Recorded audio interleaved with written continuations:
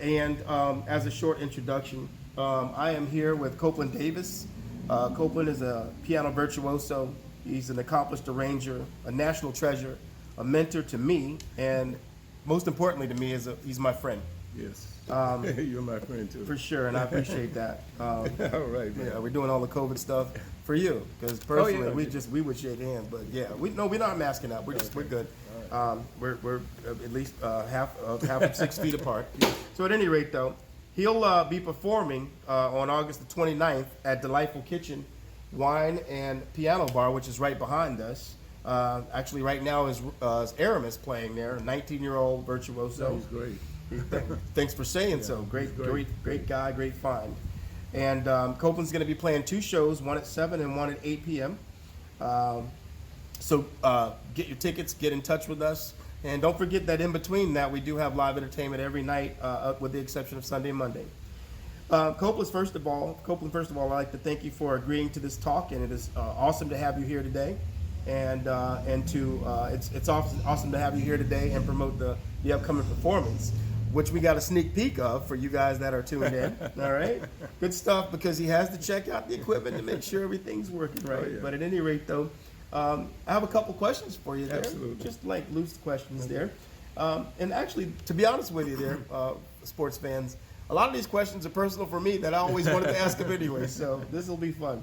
Number one, was piano your only instrument, or did you experiment with other instruments as you were coming up in your career? Did you play with anything else, spoons? I did learn some other instruments later, but growing up as a kid, as a child, no. It was a focus on the piano. That was it, and it shows. I had a guy that was, well, I went to this, I'm from Orlando. Okay, I'm from the Orlando. Sure. I'm from the Orlando area. And I went to this high school called Hungerford High School back then, and we had this band director. This is going way back. The schools were separated then. Okay, right. So I was going to this black high school. This band director by the name of Ernest Boyd was trying to get me to join the band. Okay. And I said, well, I only play piano. He says, well, I want you to join my marching band. I said, well, how are we gonna A piano. Yeah. He goes, no, I want you to learn how to play something else. I said, I don't want to do that. Right, gotcha. Just trying to switch your gears. Yeah, I said, yeah, I'm working. I'm only interested right now in learning how to play the piano. So for many years, that's all I did. I didn't learn to play any other instruments until I got to college. And when you got to college, I mean, this is not part of my script, but what did you pick up? What instrument interests you? Well, originally I was a piano major, and then about halfway through, I switched my major to orchestration and arranging. Okay. And the orchestration and arranging requirement was that you learn how to play the basics of each instrument in the different sections. So I had to learn how to play a little bit of violin. I had to learn how to play a little bit of woodwind. In this case, I chose the flute. Of course, I had a bad embouchure, so I stunk at that. Okay. But it gave you an understanding of the instrument for orchestration Mm-hmm. purposes. The thing I learned about the violin, to me, was that it was hard. Okay. And it's so much easier to play it nowadays with the kids. Yeah. Good stuff. And a gentleman I work with now, I went to school with, Randy Sontag. Randy Sontag is the conductor of the Palm Beach Gardens concert band. Okay. He was a trumpet major, and I used to borrow his trumpet because I had to learn how to play trumpet. He said, but you have to get your own mouthpiece. So well, yeah, and this is pre-COVID, so you know he was serious. All right, well, let's move on to question number 2. If there were only one genre of music allowed, which one could you live with if there was a sole genre of music? And I had to listen to that all the time. That's all you had. That's your only diet of music. Well, my whole musical makeup is that I have a very short attention span. Okay, so it wouldn't be classical. It wouldn't be classical, it wouldn't be rock, it wouldn't be, I don't know. I don't like too much of anything. Right, right. And that's a different kind of statement than would be expected. If I had to just play one thing and never think about it, I like playing ballads. Okay. Yeah. I really do like playing ballads. I don't know if that's a genre or not. That's basically a style. It's a style, but the thing is, it could work because they kind of translate from genre to genre. Yeah. Good enough. Yeah. Thank you. Number 3. What was the catalyst for you starting to add vocals to your performance? Oh, that's very easy. Well, when I met you, I was singing. You were, and that's kind of where the question came from. Yeah, because okay. I learned "Rock Me Baby" from you when I was 12 years old, Yeah. and standing on shaky ground. These are songs beyond my ears, and because Copeland did it. In fact, to me, I thought you wrote the songs because I didn't have any basis on I it. should have. Yeah, right. Exactly. That would have been a good As thing. many Yeah. times as I've done it. Exactly, for sure. Oh, geez. Well, this is pretty simple. I didn't sing, and this is an exact duplicate of the Nat King Cole story. Okay. And I had my singer in my group at the time was my wife, and after we broke up, you know, I decided I didn't want to hire any more singers. Gotcha. My dad always told me. My dad was a businessman, so Okay. he said, "Don't ever put yourself in a position where you have to depend on someone to do what you need to do." Okay. Okay. Understood. So I thought, okay, I'm going to learn how to sing. And sing you did. Yeah, I did. We enjoyed it. We enjoyed it. And if I'm not mistaken, I'm dating myself here because I've been a Copeland fan since I was old enough to be cognizant of live performance locally. You were a kid. Endangered Species was the third album I ever had, which was one of your albums that you had. And I think on Endangered Species you actually did vocals on that. Yeah. Yeah. Wait a minute, let me think about it. Whether you're happy with them or not is not a problem. Endangered Species. Okay, all right. Yeah. That was the one we did up north. We did that one in New England. New Hampshire. New England. Yeah, Right, yeah, exactly. we did that in New England. Actually. Oh. Yeah, I sang on that. You sang on that for sure. Good stuff. Yeah. I'm thinking. Yeah, that was an expensive album, because I wanted to do all real instruments. By that time, people were already sequencing and using DAWs. And, Okay. And using synthesized drums and synthesized this and synthesized that. And So what year are we talking approximately?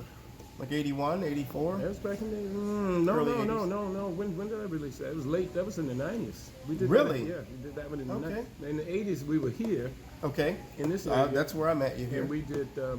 Right at the old Foxfire. Yeah. What was that album?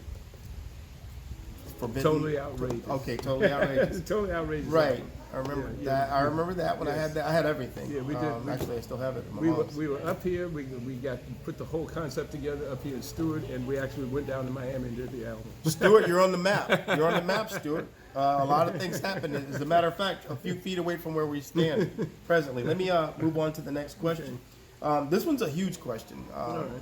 Not just for me, but for any of the people that'll be in the audience on August the 29th. Who are some of your, just name 2 or 3 of your biggest influences? And that's huge. Well, I'm going to name all of them. Okay. And out of all of them, there's only one that I never got a chance to meet. Okay. And That's a dream come true right yeah, there. I'd love to do that. You still can. Yeah, yeah, it's not too late. Because Herbie's still alive. No, I met Herbie. Are you so? Yeah. You know I can't win. I met Herbie. My influences were Peter Nero, who I met, and, Okay. and Ramsey Lewis was how I got into playing jazz. Okay. Ramsey was a big influence on my style, and I actually ended up being an opening act for Ramsey Lewis. Beautiful. No. No, I never should have been Ramsey's opening act. Okay. It wasn't a good It fit. wasn't my fault. It wasn't his fault. Right. It was just the promoter thought that it would be a great idea to have 2 piano players as the main act, so that when Ramsey came on, they didn't have to change the stage around. Okay. Yeah. Now, what I've learned now is that if the piano act is the main act, you never lead the act with another With the piano. same, okay. Yeah, if you got a lead singer, if the singer is the main act, then you don't lead the act with Okay. another singer. Gotcha. You don't do that, because that immediately sets up a competition. Right. But Inadvertently. yeah. But Ramsey was gracious Okay. about that. Gotcha. I And gotcha. actually, we got to be friends. Good stuff. Ahmad Jamal. Ahmad Jazz. Jamal. Okay. Amazing. That's the one I'm assuming that you didn't get to meet yet. Oh no, I met him. Okay. Oh yeah, All right. yeah. Okay. Now, those are my pianists. Liberace was another one. Liberace Okay. and I got to be friends. Really? Ahmad Jamal and I got to be friends. Well, you were the Vegas Yeah, I guy at was the in time. Vegas, Yeah, yeah. for sure. Yeah. And then we get into my arranging. Okay. Because that's the other aspect of what I do. Andre Castellanets. No. That's my guy. Okay. My guy was Henry Mancini. Oh, well, yeah. Yeah, he's Henry Mancini. an institution for He's sure. absolutely wonderful. Is that the wonderful one you man. didn't meet? No. I'm telling you, all the guys I met. The last one is the goodness. one I didn't meet. Okay, because you know we're on the edge of our seats. We sat. I sat and I was invited to have lunch with him, and I sat with him for 3 hours talking about music and how do you do this, how do you Right, arrange sure. that. And I'm talking to him, trying to learn something. For sure. All right, here's a man who's world class, won 25 Grammy Awards at Before, the time. yeah, even at the time. Even. At the time. Yeah. And the graduate of Juilliard. Okay. With his master's, a doctorate, or whatever it was. He's an expert arranger. And he was asking me about MIDI interface and how do you do virtual instruments. That makes sense. I said, why are you Old guard, new guard. Yeah, for sure. He says, you young kids, well, I was young Yeah, back then. right, exactly, yeah. So you young kids know how to do this. He says, and I have just found a need to have to learn how to do it. For sure. And he said, I'm going around the country everywhere I go. Anytime I see I can somebody, ask, yeah. he says, and I'm asking, and he says, and he's collecting information.